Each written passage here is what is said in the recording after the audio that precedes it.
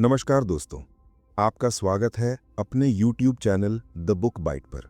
आज हम एक ऐसी किताब के बारे में बात करने वाले हैं जिसने लाखों लोगों की जिंदगी बदल दी है। जी हाँ, मैं बात कर रहा हूँ डॉक्टर जोसेफ मर्फी की अमर कृति the power of your subconscious mind की। ये सिर्फ एक किताब नहीं है, ये एक कुंजी है जो आपके भीतर छिपी असीमित शक्ति को अनलॉक करती है। हम सभी के पास एक चेतन यानी कॉन्शियस मन होता है, जो हम अभी सोच रहे हैं, जो हम अभी देख रहे हैं। लेकिन इसके भी गहरा एक बहुत शक्तिशाली मन होता है, हमारा अवचेतन मन यानी सबकॉन्शियस माइंड। और जोसेफ मर्फी हमें बताते हैं कि यही हमारा अवचेतन मन है जो हमारी पूरी जिंदगी को आकार देता है, हमारे स्वास्थ्य को, हमारे धन को, हमारे रिश्तों को, हमारी खुशियों को। मैंने आपके लिए 6 जिंदगी बदल देने वाले और व्यावहारिक टिप्स तैयार किए हैं। खासकर दूसरा पॉइंट जरूर देखें, जहां मैं उन गलतियों के बारे में बताऊंगा जो आपकी सफलता और पैसे को आपकी जिंदगी में आने नहीं दे रही हैं। शायद आप इस एहसास से परिचित होंगे कि आप बहुत मेहनत करते हैं, सब कुछ करते हैं, लेकिन फिर भी आप अपनी मनचाही चीज हासिल नहीं कर पाते। और तो और कभी-कभी उल्टा ही हो जाता है। चाहते हैं, लेकिन दूसरी तरफ कुछ लोग होते हैं जो लगते ही नहीं कि कोशिश कर रहे हों, फिर भी उन्हें सारी दौलत और सफलता मिल जाती है। ऐसा क्यों होता है? कुछ लोग इतनी आसानी से अपनी मनचाही चीजें क्यों पा लेते हैं, जबकि बाकी जिंदगी भर संघर्ष करते रहते हैं और सफलता नहीं मिलती? इसका जवाब उनके अवचेतन मन के इस्तेमाल में छुपा है।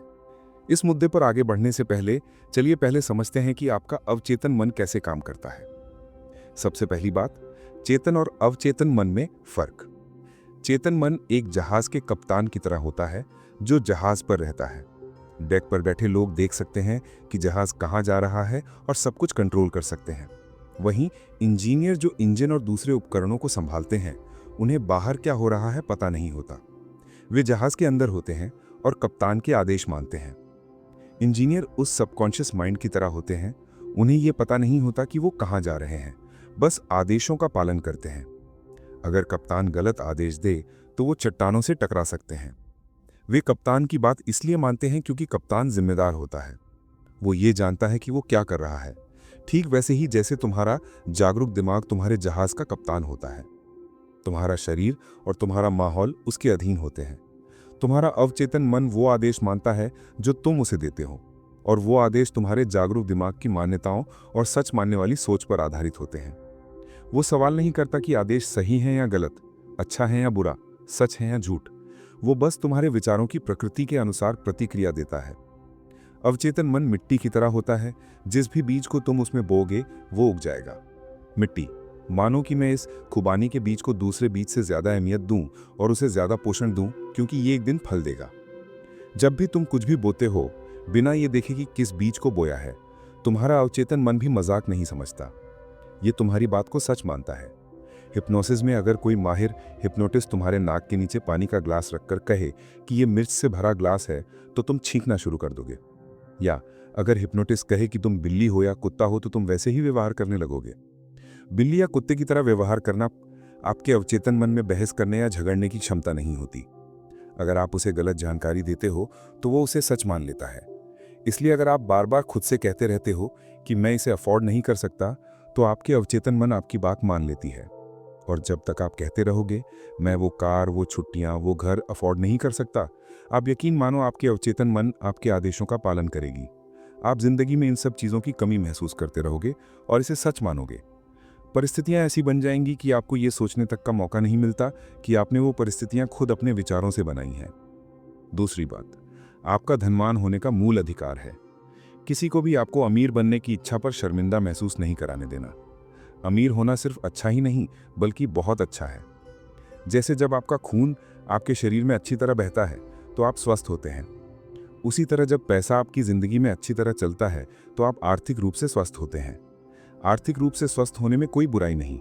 गरीबी में सदाचालिक बीमारी की तरह है, जैसे कोई मानसिक बीमारी। अगर तुम शारीरिक रूप से बीमार होते तो जानते कि कुछ तो गलत है, मदद मांगते और तुरंत ठीक होने की कोशिश करते। उसी तरह अगर तुम्हारे जीवन में पैसे की कमी लगातार बनी रहती है तो इसका मतलब है कि तुम्हारे साथ कुछ बहुत गलत है। लेकिन क्या तुमने कभी सोचा है कि तुम्हारे साथ क्या गलत है और तुम अपनी मनचाही चीज क्यों नहीं पा पाते?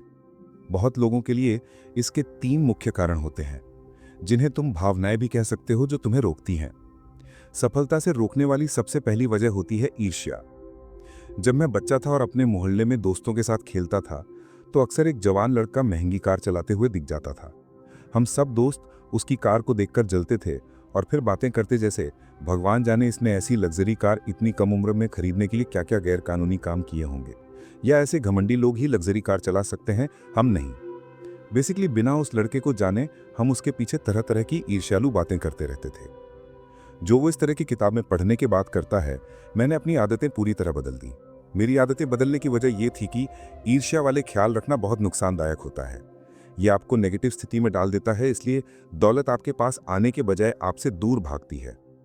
अगर आपको किसी की तरक्की या बड़ी दौलत देखकर जलन या गुस्सा आता है, तो आप दौलत को खुद ही दूर कर रहे हैं। याद रखो, जो आप नापसंद करते हो वो खो देते हो, और जिसकी आलोचना या ईर्ष्या करते हो उसे अपनी तरफ नहीं खींच पाते। क्या आप अपनी गर्लफ्रेंड के साथ ऐसे ही रहेंगे, जिसका एक बॉयफ्रेंड जो तुम्हें लगातार इसलिए टोकता रहे? बिल्कुल नहीं। और ना ही दौलत। दौलत वैसी है जैसे बार में अकेली बैठी एक हसीन सुनहरी लड़की जो किसी सज्जन से अपनी खूबसूरती की तारीफ और ड्रिंक का इंतजार कर रही हो। अगर तुम उसके पास जाकर उसकी खूबसूरती की बुराई करने लगो, तो क्या वो तुम्हारे साथ बाहर जाएगी? बिल्कुल नहीं। वो उस आदमी से बात करेगी जो उसकी कदर करना जानता हो। अगर तुमने किसी की दौलत को लेकर जलन वाली बातें सोची हैं, तो अब बंद करो। ये तुम्हारे ही भले के लिए है। जो सोच तुम किसी के बारे में रखते हो वही तुम्हारे लिए मायने रखती है। तुम्हारा ख्याल इसलिए होता है क्योंकि तुम उसे सोच रहे हो, इसलिए तुम असल में अपने अनुभव में वही चीज बनाते हो जो तुम किसी दूसरे के बारे में सोचते और महसूस करते हो। जो सुझाव तुम किसी और को देते हो वो अपने आप को भी देते हो, क्योंकि तुम्हारा दिमाग वही सोच पैदा करता है। तुम्हारा अवचेतन मन उसे रिकॉर्ड करता है, फिर तुम्हें दोबारा दिखाता है। आजकल जब मैं कोई नौजवान अच्छी कार चलाते देखता हूं, तो सच में उसके लिए खुशी महसूस करता हूं। मैं खुश होता हूं कि उसे इतनी अच्छी कार चलाने का मौका मिला। अपने मन में मैं उसके लिए शुभकामनाएं भेजता हूं और शुक्रिया करता हूं उसके लिए, जो मुझे प्रेरित करता है और मुझे दिखाता है कि क्या क्या हो सकता है। मैं खुद से कहता हूं कि अगर वो कर सकता है तो मैं भी कर सकता हूं। दूसरी वजह यह है कि तुम बहुत ज्यादा जोर दे रहे हो। मान लो तुमसे कहा जाए कि फर्श पर रखी एक पतली लकड़ी के ऊपर चलो, तो तुम बिना किसी दुविधा के आसानी से चल जाओगे। लेकिन अब मान लो वही लकड़ी दो दीवारों के बीच 50 मीटर ऊपर रखी हो, क्या तुम फिर भी चलोगे? शायद नहीं। तुम्हारी उस लकड़ी पर चलने की इच्छा तुम्हारी कल्पना से टकराएगी। तुम गिरने का डर कल्पना करोगे, भले ही तुम्हें चलना बहुत मन हो। तुम फट से तख्ते पर चल जाओगे, लेकिन गिरने का डर तुम्हें रोकता रहेगा। जितनी ज्यादा कोशिश तुम अपनी कल्पना को जीतने में करोगे, गिरने का ख्याल उतना ज्यादा मजबूत हो जाएगा। सोचो, मैं अपनी हिम्मत से अपनी हार को हराऊंगा। ऐसा सोचते ही हार का ख्याल और बढ़ जाता है। ये वैसा ही है जैसे तुम सोचो कि हरा हाथी मत सोचो, तो बस वही हरा हाथी दिमाग में छा जाता है। दिमाग और हमारा अवचेतन मन हमेशा उस सबसे ज्यादा प्रभावशाली सोच पर प्रतिक्रिया देते हैं, और ज्यादातर समय वो सोच होती है हार। यही तो आखिर में होता है। तो असली समस्या क्या है? समस्या यह है कि आप बहुत ज्यादा कोशिश कर रहे हो। कभी भी अपनी इच्छा शक्ति से अपने अवचेतन मन को अपने विचार मानने के लिए मजबूर मत करो। ऐसे प्रयास हमेशा असफल होते हैं। तुम्हें जो चाहिए उसका उल्टा मिलेगा। आसान तरीका बेहतर होता है। शायद आप इस स्थिति से परिचित होंगे। आप परीक्षा देने जाते हैं और सोचते हैं कि तुम्हें सब कुछ अच्छे से आ गया है, लेकिन जब पेपर सामने आता है तो मन अचानक खाली हो जाता है और उस विषय का सारा ज्ञान कहीं चला जाता है, गायब हो गया। एक भी सही ख्याल याद नहीं आता। जितना ज्यादा कोशिश करते हो उतना ही ज्ञान दूर भागता लगता है। जब तुम एग्जाम रूम छोड़ते हो तो मन पर से दबाव कम हो जाता है, और अचानक वो जवाब जो कुछ मिनट पहले तुम बेताबी से ढूंढ रहे थे वापस दिमाग में आ जाते हैं। गलती ये थी कि तुमने खुद को जबरदस्ती याद करने की कोशिश की। तो फिर समाधान क्या है? आराम करो। खुद पर इतना जोर मत डालो कि समाधान ढूंढो या अपने लक्ष्य तक पहुंचने के तरीके ढूंढो। बस ये जानो कि आखिरी नतीजा कैसा दिखेगा और कैसा महसूस होगा। उस खुशी को महसूस करो जो तुम्हें उस लक्ष्य को हासिल करने पर होगी। भावना और कल्पना सबसे जरूरी चीजें होती हैं हमारे अवचेतन मन के लिए। तुम्हारा नया आइडिया ऐसा महसूस होना चाहिए जैसे वो पहले से पूरा हो चुका हो। अगर तुम ऐसा करोगे तो तुम्हारा अवचेतन मन तुम्हारे लक्ष्य तक पहुंचने के रास्ते खोजने में पूरी मेहनत करेगा। तुम्हें नए आइडिया मिलने लगेंगे, नए लोगों से मिलने का मौका मिलेगा और नए समाधान दिखने लगेंगे। ऐसे वक्तों पर नए समाधान के लिए खुला रहना बहुत जरूरी है। कभी कभी हम इस कदर फिक्स हो जाते हैं कि आखिरी समाधान कैसा दिखना चाहिए कि मैंने अपने अवचेतन मन द्वारा प्रस्तुत परफेक्ट सॉल्यूशन को नहीं देखा। मिसाल के तौर पर, कुछ महीने पहले मेरी एक वित्तीय लक्ष्य थी। मैं एक निश्चित तारीख तक एक खास रकम कमाना चाहता था। तो मैं अपने लक्ष्य की कल्पना करता और सोचता कि अगर मैं इतनी रकम कमाऊंगा तो कैसा लगेगा। कुछ समय तक मैंने सोचा कि मैं ये पैसा अपने YouTube चैनल से बनाऊंगा, इसलिए मैंने अपनी पूरी ध्यान उसी चैनल पर लगाया। लेकिन किसी तरह मुझे कोई परिणाम नहीं मिला। वहीं दूसरी तरफ मुझे बढ़िया रियल एस्टेट डील्स मिल रही थीं। शुरुआत में मेरा कोई प्लान नहीं था प्रॉपर्टी खरीदने का, लेकिन किसी तरह मैं रियल एस्टेट की तरफ खींचा चला गया। कुछ समय तक मैंने इसे नज़रअंदाज किया, क्योंकि मुझे लगता था कि मेरा असली मकसद अपने चैनल के जरिए हासिल करना है और रियल एस्टेट में ध्यान देने से मैं अपने लक्ष्य से दूर हो जाऊंगा। लेकिन धीरे धीरे जो संकेत मिले वो इतने जोरदार थे कि मुझे इसे एक मौका देना पड़ा। कुछ ही हफ्तों में मैंने खुद को एक नई प्रॉपर्टी खरीदते पाया। सब कुछ इतनी आसानी से हुआ और मैंने डील बहुत जल्दी फाइनल कर ली। सबसे हैरानी वाली बात तब हुई जब मैं डील के नंबरों को देख रहा था। मैं जो पैसा कमाने वाला था वो लगभग 100% मेरे फाइनेंशियल गोल में लिखी रकम के बराबर था। और बताऊं को ये कोई छोटी रकम नहीं थी, फर्क बस कुछ डॉलर्स का था। मेरा दिमाग हिल गया था। मैं कुछ मिनटों तक वहीं बैठा रहा, चेहरे पर बेवकूफ सा मुस्कान लिए, सोचता रहा कि ये कैसे हो सकता है। अभी भी समझ नहीं आता कि ये हुआ कैसे। मेरा एक हिस्सा मानना चाहता है कि ये बस एक संयोग था, लेकिन मेरे साथ ऐसी चीज 3 बार हो चुकी है और उन तीनों बारों में समाधान उसी जगह से आया, सबसे अनोखे स्रोत से। और तीनों ही मामलों में पैसे की मात्रा लगभग 100% मेरे लक्ष्य के बराबर थी। फर्क हमेशा कुछ डॉलर्स का होता था, लेकिन वो कभी मेरे लक्ष्य से कम नहीं बल्कि कुछ डॉलर ज्यादा होता था। इस कहानी का मकसद आपको ये समझाना है कि जब आप अपने अवचेतन मन के साथ काम कर रहे हों तो नए समाधान के लिए खुला रहना कितना जरूरी है, और एक ही समाधान पर अटका नहीं रहना चाहिए जो आपको सही लगता हो। आपको ये पता होना चाहिए कि आप कहाँ जा रहे हैं, कैसे पहुंचेंगे, ये जानना आपका काम नहीं है। अवचेतन मन वहां पहुंचने का सबसे बढ़िया रास्ता ढूंढ लेगा। इसे ऐसे समझो, जब तुम डॉक्टर के पास जाते हो तो पहले अपनी परेशानी बताते हो और फिर उसकी बात सुनते हो, है ना? तुम अपनी दिक्कत का हल खुद सुझाते नहीं हो, क्योंकि अगर तुम इतना समझदार होते कि हल पता होता तो डॉक्टर के पास ही क्यों आते? अगर डॉक्टर के पास आए हो तो बस बैठो और उसकी बात सुनो। हल ढूंढना डॉक्टर का काम है, तुम्हारा नहीं। ठीक उसी तरह जब तुम कुछ काम अपने अवचेतन मन को सौंपते हो, इसे सुनो और इसकी ताकत पर भरोसा करो। तीसरा कारण है डर। मैंने ये बात बहुत सुनी। मैंने एफर्मेशन किए, विजुअलाइजेशन भी किए, लेकिन कोई नतीजा नहीं मिला। ऐसा इसलिए होता है क्योंकि आप शायद डर वाले ख्यालों में फंस गए होते हो। शायद 10 मिनट बाद ही आपने जो अच्छे विचार मांगे थे उन्हें नकार दिया। सोचो कि आप टैक्सी में बैठे और ड्राइवर से कहा कि मुझे मेरे घर लेकर चलो, लेकिन कुछ 100 मीटर बाद आपने ड्राइवर से कहा कि मुझे किसी और जगह लेके चलो। फिर थोड़ी देर बाद आपने फिर से पता बदल दिया। अगर आप बार बार अपना रास्ता बदलते रहोगे तो ठहर के मीटर पर टैक्सी ड्राइवर कंफ्यूज हो जाता। भले ही वो आपकी हिदायतों का पालन करना चाहे, शायद वो कर भी नहीं पाता। आप आखिर कहाँ पहुंचो ये कहना मुश्किल था। यही हाल होता है जब आप अपने अवचेतन शक्तियों के साथ काम करते हो। आपके मन में एक साफ तस्वीर होनी चाहिए। आपको पक्का फैसला लेना होता है कि कोई रास्ता है, समस्या का समाधान है। जैसा मैंने कुछ मिनट पहले कहा था, जो विचार सबसे ज्यादा ध्यान से पकड़ लिया जाए वही सच में हकीकत बनता है। मान लो तुम्हें कोई एग्जाम या इंटरव्यू देना है, तो ज्यादातर समय तुम फेल होने के बारे में सोचोगे। इसी वजह से तुम्हारा अचेतन मन फेल होने को हकीकत में ले आता है। असफलता का डर असफलता का अनुभव पैदा करता है। डर को दूर करने का एक तरीका है, मान लो तुम्हें तैरना डर लगता है। अब रोज 3-4 बार 5 या 10 मिनट के लिए आराम से बैठ जाओ, पूरी तरह रिलैक्स हो जाओ, फिर अपने आप को तैरते हुए कल्पना करो। पानी की ठंडक महसूस करो और अपने हाथ पैर की हरकत को महसूस करो। मन की असली जिंदा दिल और खुशमिजाज गतिविधि ये है कि ये खाली कल्पनाएं नहीं हैं। समझो कि जो तुम अपनी कल्पना में महसूस कर रहे हो वो तुम्हारे अवचेतन मन में विकसित होगा। तुम्हें मजबूर होना पड़ेगा कि तुम उस इमेज को जो तुमने अपने गहरे मन में बनाई है, अगली बार जब तुम तैरोगे तो उसे जाहिर करो। यही अवचेतन मन का कानून है।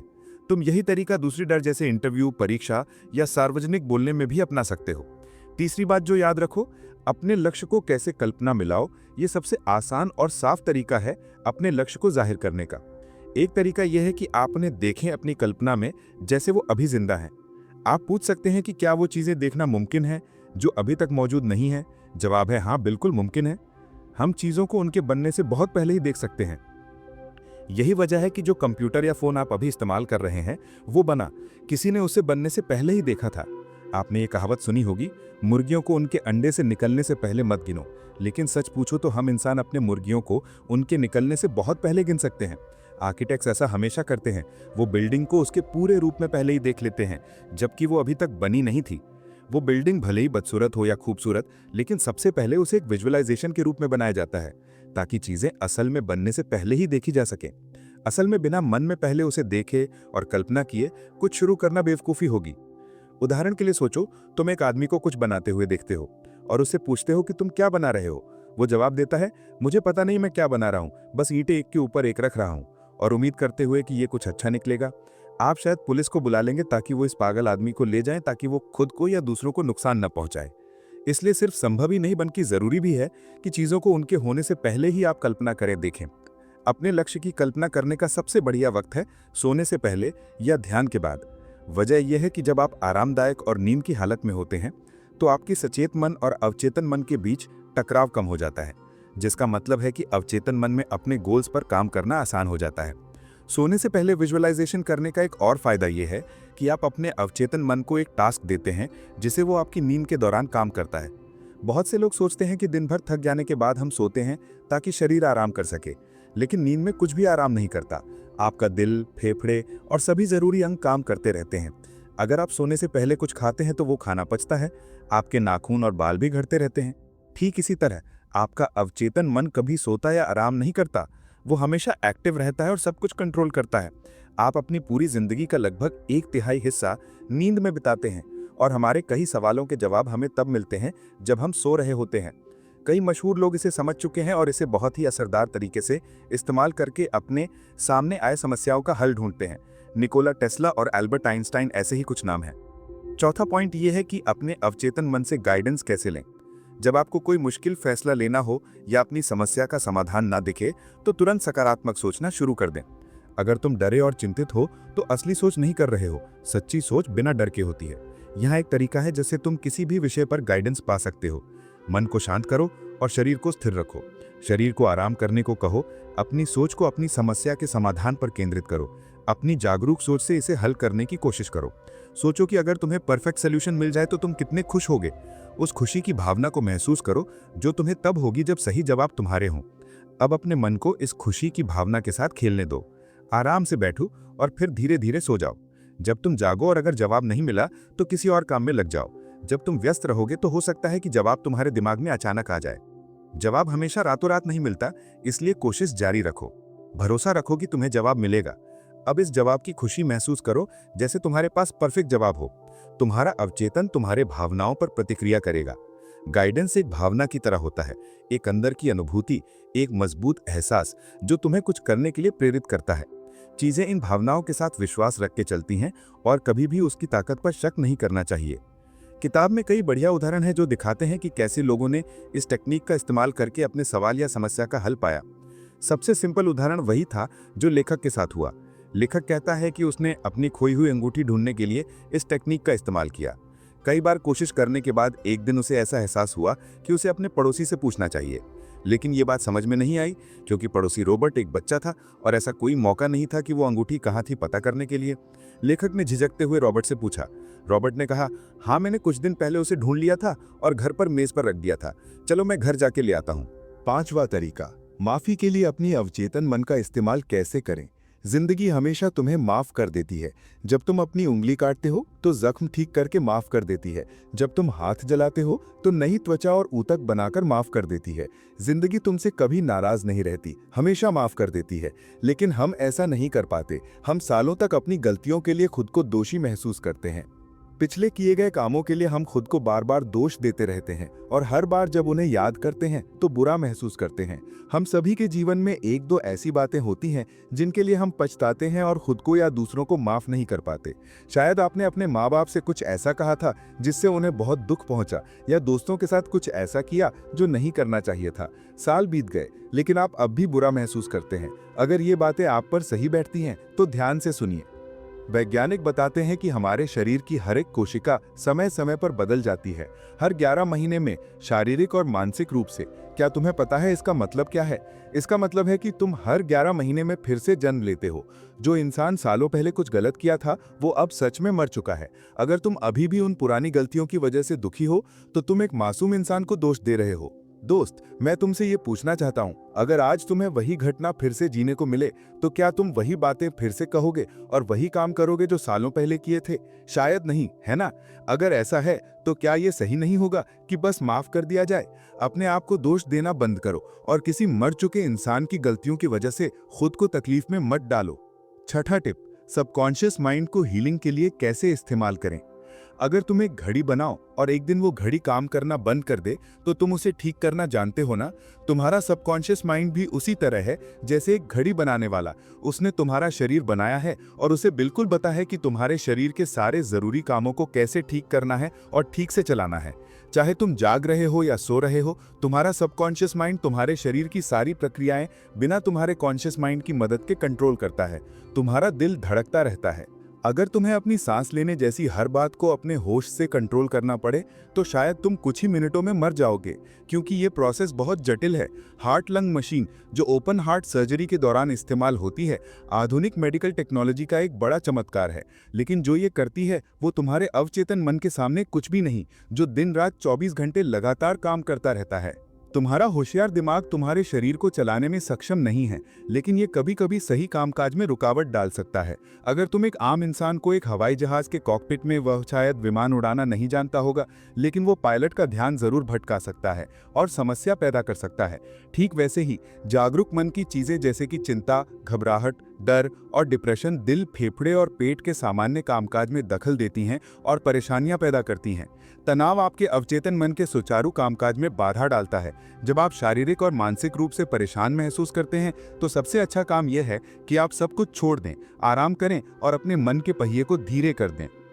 सोचने के तरीके ऐसे बनो जैसे कोई बॉडीगार्ड दरवाजा संभाल रहा हो, जो तुम्हारे होशियार दिमाग के दरवाजे की कड़ी निगरानी करता है। हर विचार और सोच को ध्यान से देखो जो अंदर आने की कोशिश कर रहे हैं, और सिर्फ अच्छे और पॉजिटिव विचारों को अंदर आने दो। अपने अवचेतन मन को सद्भाव, सेहत और शांति के विचारों से भर दो, जिससे तुम्हारे शरीर के सारे काम बेहतर हो जाएं। अपने सचेत मन को हमेशा सबसे अच्छा होने की उम्मीद में व्यस्त रखो और तुम्हारा अवचेतन मन तुम्हारी रोजमर्रा की सोच को दोहराएगा।